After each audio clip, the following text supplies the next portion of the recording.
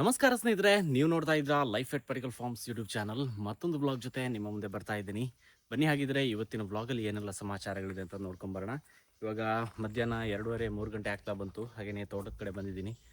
ಏನಕ್ಕೆ ಅಂತ ಹೇಳಿದ್ರೆ ಸ್ವಲ್ಪ ಗೊಬ್ಬರ ಹಾಕೋ ಕೆಲಸ ಇದೆ. ಅದಕ್ಕೋಸ್ಕರ ಮನೆಯ ಪಕ್ಕ ಇರೋ ತೋಟಗಳಿಗೆಲ್ಲ ಕಂಪ್ಲೀಟ್ ಆಯಿತು. ಹಳೆ ತೋಟಕ್ಕೆ ಗೊಬ್ಬರ ಕೊಡೋ ಕೆಲಸ ಬಾಕಿ ಇದೆ. ಇವಾಗ ಸದ್ಯಕ್ಕೆ ಪೊಟ್ಯಾಶ್ ಮಾತ್ರ ಕೊಡ್ತಾ ಇದ್ದೀವಿ. ಸುಮಾರೊಂದು 150 ಗ್ರಾಮ್ ಆಗುವಷ್ಟು ಪೊಟ್ಯಾಶನ್ನು ಇವಾಗ ಪ್ರತಿಯೊಂದು ಮರಗಳಿಗೂ ಕೊಡ್ತಾ ಇರೋದು. ಕಾಳುಮೆಣಸಿನ ಬಳ್ಳಿ ಹಾಗೆಯೇ ಅಡಿಕೆ ಮರ ಎರಡಕ್ಕೂ ಸೇರಿಸಿ ಕೊಡ್ತಾ ಇದ್ದೀವಿ ಇವಾಗ.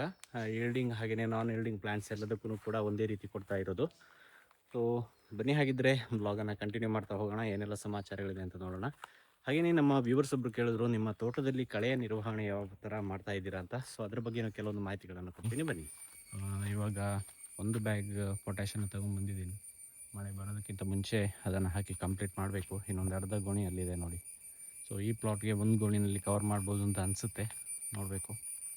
ಸೊ ನಾನು ಕೆಲಸವನ್ನು ಕಂಟಿನ್ಯೂ ಮಾಡ್ತೀನಿ, ಆಮೇಲೆ ಸಿಗೋಣ. ಸದ್ಯಕ್ಕೆ ಇವಾಗ ಇಷ್ಟೇ ಮಾಡ್ಕೊಂಡು ಹೋಗ್ತಾ ಇರೋದು. ಬುಡದ ಸುತ್ತಲಿಂದ ಹುಲ್ಲನ್ನು ತೆಗೆದು ಬುಡಕ್ಕೆ ಸ್ವಲ್ಪ ಈ ಥರ ಸೋಗೆಯನ್ನೆಲ್ಲ ಹಾಕಿ ಆಮೇಲೆ ಇನ್ನೂ ಒಂದು ಬಾರಿ ಗೊಬ್ಬರವನ್ನು ಕೊಡ್ತಾ ಇರೋದು. ಇವಾಗ ಕಾಳುಮೆಣಸಿನ ಬಳ್ಳಿಗಳೆಲ್ಲ ಚಿಗುರೋ ಟೈಮ್ ಅಲ್ವಾ, ಅದಕ್ಕೋಸ್ಕರ ಇವಾಗ ಗೊಬ್ಬರ ಕೊಟ್ಟರೆ ತುಂಬಾ ಹೆಲ್ಪ್ ಆಗುತ್ತೆ.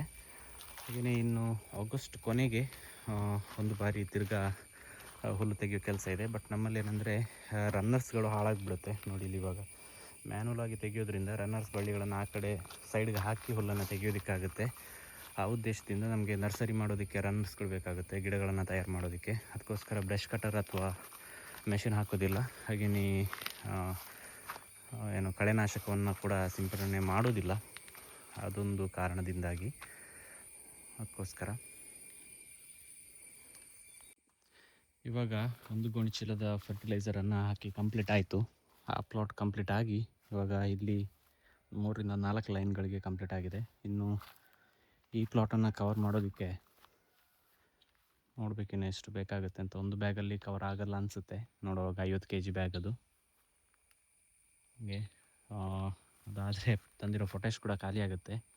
ಇವಾಗಂತೂ ಪೊಟ್ಯಾಶ್ ರೇಟ್ ಅಂತೂ ಸಿಕ್ಕಾಪಟ್ಟೆ ಜಾಸ್ತಿ ಆಗಿದೆ. ನಾವು ಇವಾಗ ಹಾಕ್ತಾ ಇರೋ ಗೊಬ್ಬರ ತೊಗೊಂಬಂದಿದ್ದು 3 to 4 months ಬ್ಯಾಕ್. ಆವಾಗ 1800 ಇತ್ತು ಬ್ಯಾಗ್ಗೆ. ಇವಾಗ 2000ಕ್ಕಿಂತ ಮೇಲೆ ಹೋಗಿದೆ ಒಂದು ಬ್ಯಾಗ್ ಪೊಟ್ಯಾಶ್. ಸೊ ಬನ್ನಿ, ಹಾಗೆಯೇ ಗೊಬ್ಬರ ಹಾಕಿ ಕಂಪ್ಲೀಟ್ ಆಗೋ ಟೈಮಲ್ಲಿ ಮೋಡ ಕೂಡ ಹಾಕೋದಕ್ಕೆ ಶುರುವಾಗಿ ತುಂತುರು ಮಳೆ ಬರ್ತಾ ಇದೆ ಇವಾಗ ನೋಡಿ. ಈ ಪ್ಲಾಟಲ್ಲಿ 2 ವರ್ಷದ ಹಿಂದೆ ಸಿಡ್ಲು ಬಿದ್ದಿತ್ತು ಈ ತೆಂಗಿನ ಮರಕ್ಕೆ. ಅದಕ್ಕೋಸ್ಕರ ಇಲ್ಲಿ ಒಂದೇ ಭಾಗದಲ್ಲಿ ಸುಮಾರೊಂದು 15 ಅಡಿಕೆ ಮರಗಳು ಸತ್ತೋಗಿತ್ತು. ಬನ್ನಿ ಇವಾಗ ಇನ್ನು ಮನೆ ಕಡೆ ಹೋಗೋಣ. ಇವಾಗ ಬಂದಿರೋ ಕೆಲಸ ಕಂಪ್ಲೀಟ್ ಆಯಿತು. ಹಾಗೆಯೇ ಸ್ವಲ್ಪ ಹೋಗ್ತಾ ರನ್ನರ್ಗಳನ್ನು ತೊಗೊಂಡು ಹೋಗಬೇಕು. ಆಮೇಲೆ ಸಂಜೆ ಸ್ವಲ್ಪ ಗ್ರಾಫ್ಟಿಂಗ್ ಕೆಲಸ ಮಾಡೋಣ ಅಂತ ಅಂದ್ಕೊಂಡಿದ್ದೀನಿ. ಬನ್ನಿ, ಆಮೇಲೆ ಸಿಗ್ತೇನೆ. 2 ತಿಂಗಳ ಹಿಂದೆ PVC ಪೈಪ್ಗೆ ನಾಟಿ ಮಾಡಿರೋ ಕಾಳುಮೆಣಸಿನ ಬಳ್ಳಿಗಳು ಕೆಲವೊಂದು 3 ಅಡಿಗಿಂತ ಜಾಸ್ತಿ ಬಂದಿದೆ. ಅದಕ್ಕೆ ಇವಾಗ ಎಕ್ಸ್ಟ್ರಾ ಪೈಪನ್ನು ಜಾಯಿನ್ ಮಾಡೋ ಕೆಲಸ ಇದೆ. ಅದಕ್ಕೋಸ್ಕರ ಇಲ್ಲಿ ಪೈಪನ್ನು ಕಟ್ ಮಾಡ್ತಾ ಇದ್ದೀನಿ. ಇದು 3 ಇಂಚಿನ PVC ಪೈಪ್ 4 ಗೇಜ್ದಾಗಿರುತ್ತೆ. ಅರೌಂಡ್ ಒಂದು 10 ರಿಂದ 11 ಫೀಟ್ ಆಗುವಷ್ಟು ಲೆಂತನ್ನು ನಾವು ಮೇಂಟೈನ್ ಮಾಡ್ತಾ ಇದ್ದೀನಿ PVC ಪೈಪಲ್ಲಿ. ಹಾಗೆಯೇ ಮರುದಿನ ಇವಾಗ ಬ್ಲಾಗನ್ನು ಕಂಟಿನ್ಯೂ ಮಾಡ್ತಾ ಇದ್ದೀನಿ. ಹಾಗೆಯೇ ಬಾಲ್ಕನಿ ಗಾರ್ಡನ್ನ ಕೆಲಸಗಳು ಸ್ವಲ್ಪ ಇತ್ತು. ಕೆಲವೊಂದು ಕ್ರೀಪರ್ಸ್ ಎಲ್ಲ ಸ್ವಲ್ಪ ನೀಟಾಗಿ ಸೆಟ್ ಮಾಡೋ ಕೆಲಸದಲ್ಲಿ ನಾನು ಮತ್ತು ವೈಫ್ ಇಲ್ಲಿ ಕಂಟಿನ್ಯೂ ಆಗ್ತಾ ಇದ್ದೀವಿ. ಕೆಲವು ತಿಂಗಳ ಹಿಂದೆ ಕೆಲವೊಂದು ಆನ್ಲೈನಿಂದ ಕ್ರೀಪರ್ ಬಳ್ಳಿಗಳನ್ನು ಆರ್ಡರ್ ಮಾಡಿದ್ವಿ. ಹಾಗೆಯೇ ಕೆಲವೊಂದು ನರ್ಸರಿಯಿಂದ ಕೂಡ ತೊಗೊಂಬಂದಿದ್ವಿ. ಅದು ಇವಾಗ ಚೆನ್ನಾಗಿ ಬಂದಿದೆ. ಅದಕ್ಕೋಸ್ಕರ ಬೇಕಾಗಿರೋ ಜಾಗಗಳಲ್ಲಿ ಸೆಟ್ ಮಾಡಿ ಇಡ್ತಾ ಇದ್ದೀವಿ. ಇದೊಂದು ಗೋಲ್ಡನ್ ಕ್ಯಾಸ್ಕೇಡ್ ಅನ್ನೋ ಒಂದು ಕ್ರೀಪರ್ ಇದು. ಇವಾಗಲೇ ಹೂ ಬರುವುದಕ್ಕಾಗಿಲ್ಲ, ಸುಮಾರು 1 ವರ್ಷಗಳ ಕಾಲ ಬೇಕಾಗುತ್ತೆ ಅಂತ ಅನಿಸುತ್ತೆ. ಬಟ್ ಇವಾಗ ತುಂಬ ಚೆನ್ನಾಗಿ ಬರ್ತಾ ಇದೆ. ಅದಕ್ಕೋಸ್ಕರ ಬಳ್ಳಿಯನ್ನೆಲ್ಲ ಕಟ್ಟಿ ಇವಾಗ ಹಬ್ಬೋದಕ್ಕೆ ಜಾಗವನ್ನು ಮಾಡಿಕೊಡ್ತಾ ಇದ್ದೀವಿ. ಅದರ ಜೊತೆ ಇವಾಗ ಕ್ಯಾಟ್ಸ್ ಕ್ಲೋ ಅನ್ನೋದು ಇನ್ನೊಂದು ಹೂವಿನ ಕ್ರೀಪರನ್ನು ನಾವು ನರ್ಸರಿಯಿಂದ ತೊಗೊಂಬಂದಿದ್ವಿ.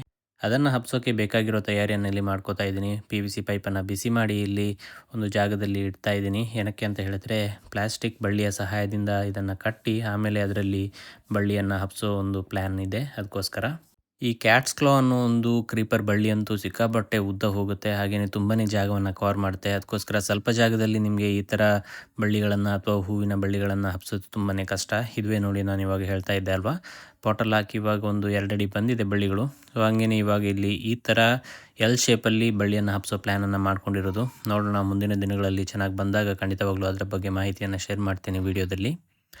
ಅಷ್ಟೆಲ್ಲ ಕೆಲಸ ಆಗಿ ಇವಾಗ ಕಾಳುಮೆಣಸಿನ ಗಿಡಗಳನ್ನು ನಾಟಿ ಮಾಡೋ ಕೆಲಸವನ್ನು ಕಂಟಿನ್ಯೂ ಮಾಡಬೇಕು ಅಂತ ಅಂದ್ಕೊಂಡಿದ್ದೀನಿ. ಇವಾಗ 3 ರಿಂದ 4 ಎಲೆ ಬಂದಿರೋ ಕಾಳುಮೆಣಸಿನ ಗಿಡಗಳಿದೆ. ಸೊ ಅದನ್ನು ಇವಾಗ ನಾನು ಪ್ಲ್ಯಾಂಟ್ ಮಾಡೋದಕ್ಕೆ ಅಂತ ತೊಗೊಂಡು ಹೋಗ್ತಾ ಇರೋದು. ಖಾಲಿ ಇರೋ ಅಡಿಕೆ ಮರಗಳನ್ನು ಚೂಸ್ ಮಾಡಿ ಅದಕ್ಕೆ 2 ಗಿಡಗಳನ್ನು ಪ್ಲ್ಯಾಂಟ್ ಮಾಡೋ ಪ್ಲ್ಯಾನನ್ನು ಮಾಡ್ಕೊಂಡಿದ್ದೀನಿ ಇವಾಗ. ಹಳೆ ಬ್ಲಾಗ್ಗಳಲ್ಲಿ ಹೇಳ್ದಂಗೆ ಹಿಪ್ಪಿಲಿಗೆ ಟಾಪ್ ಶೂಟನ್ನು ಕೂಡ ಗ್ರಾಫ್ಟ್ ಮಾಡಿರೋ ಕೆಲವೊಂದು ಸ್ಯಾಂಪಲ್ ಗಿಡಗಳಿತ್ತು. ಅದನ್ನು ಇನ್ನು ಪ್ಲ್ಯಾಂಟ್ ಮಾಡೋ ಕೆಲಸ ಕಂಟಿನ್ಯೂ ಮಾಡಿಲ್ಲ.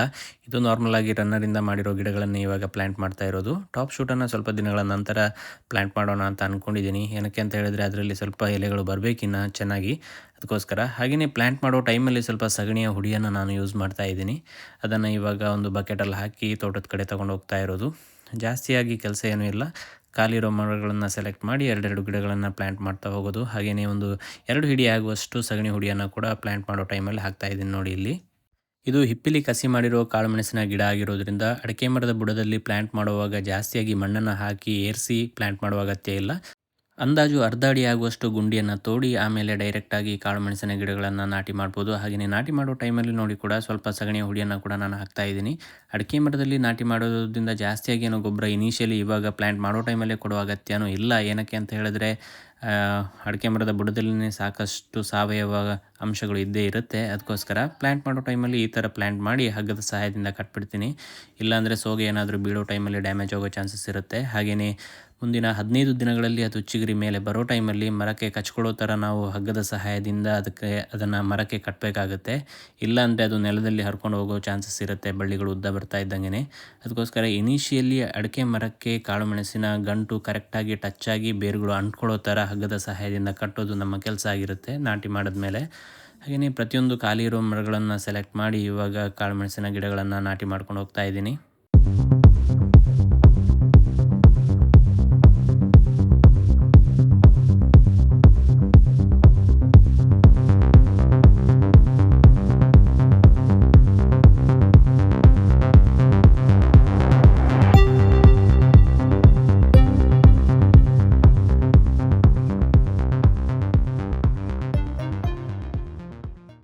ಅದರ ಜೊತೆ ನಿನ್ನೆ ಅರ್ಧದಲ್ಲಿ ಬಿಟ್ಟಿರೋ ಕೆಲಸವನ್ನು ಇವಾಗ ಕಂಟಿನ್ಯೂ ಮಾಡ್ತಾ ಇದ್ದೀನಿ. 2 ತಿಂಗಳ ಹಿಂದೆ ಇದರಲ್ಲಿ PVC ಪೋಲ್ಗಳಿಗೆ ಕಾಳುಮೆಣಸಿನ ಬಳ್ಳಿಗಳನ್ನು ನಾಟಿ ಮಾಡಿದ್ವಿ. ಅದಕ್ಕೆ ಇವಾಗ ಒಂದು 6.5 ಅಡಿ ಆಗುವಷ್ಟು ಒಂದು PVC ಲೆಂತನ್ನು ತಿರ್ಗಾ ಆ್ಯಡ್ ಮಾಡ್ತಾ ಇದ್ದೀನಿ.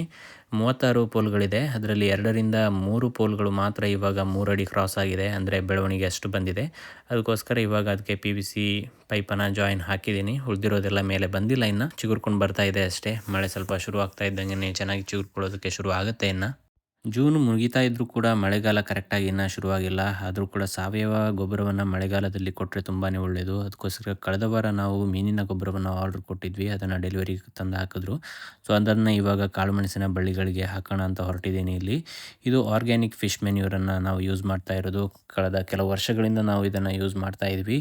ಅಡಿಕೆ ಮರಗಳಿಗೂ ಹಾಗೆಯೇ ಕಾಳುಮೆಣಸಿನ ಗಿಡಗಳಿಗೆ ಅಥವಾ ಈಲ್ಡಿಂಗ್ ಪ್ಲ್ಯಾಂಟ್ಸ್ಗಳಿಗೆ ಎಲ್ಲದಕ್ಕೂ ಕೂಡ ನಾವು ಇದನ್ನು ಉಪಯೋಗ ಮಾಡ್ತಾ ಇದ್ವಿ.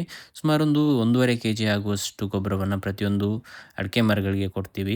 ನೀವು ಕೂಡ ತೋಟಕ್ಕೆ ಮಳೆಗಾಲದಲ್ಲಿ ಸಾವಯವ ಗೊಬ್ಬರವನ್ನು ಹಾಕೋ ಪ್ಲ್ಯಾನ್ ಏನಾದರೂ ಇದ್ದರೆ ಈ ಗೊಬ್ಬರವನ್ನು ಟ್ರೈ ಮಾಡ್ಬೋದು. ಇವರ ಸಪ್ಲೈಯರ್ನ ಕಾಂಟ್ಯಾಕ್ಟ್ ನಂಬರನ್ನು ಸ್ಕ್ರೀನ್ ಮೇಲೆ ಕೊಟ್ಟಿರ್ತೀನಿ. ಖಂಡಿತವಾಗ್ಲೂ ನೀವು ಕರೆ ಮಾಡಿ ಅದರ ಬಗ್ಗೆ ಹೆಚ್ಚಿನ ಮಾಹಿತಿಯನ್ನು ಪಡ್ಕೊಂಡು ನಿಮಗೆ ಬೇಕಿದ್ದರೆ ಖರೀದಿ ಮಾಡ್ಕೋಬೋದು. ಸ್ನೇಹಿತರೆ, ಹಾಗಿದ್ರೆ ಈ ಮಾಹಿತಿಯೊಂದಿಗೆ ಇವತ್ತಿನ ವ್ಲಾಗನ್ನು ಇಲ್ಲಿಗೆ ಮುಗಿಸ್ತಾ ಇದ್ದೀನಿ. ಮತ್ತೊಂದು ವಿಡಿಯೋ ಜೊತೆ ನಿಮ್ಮ ಮುಂದೆ ಬರ್ತೀನಿ. ವಿಡಿಯೋ ಇಷ್ಟ ಆದರೆ ಒಂದು ಲೈಕ್ ಮಾಡಿ, ಹಾಗೆ ಚಾನಲನ್ನು ಸಬ್ಸ್ಕ್ರೈಬ್ ಮಾಡ್ಕೊಂಡು ಸಪೋರ್ಟ್ ಮಾಡಿ. ಮತ್ತೊಮ್ಮೆ ಸಿಗೋಣ. ಅಲ್ಲಿ ತನಕ ನಮಸ್ಕಾರ.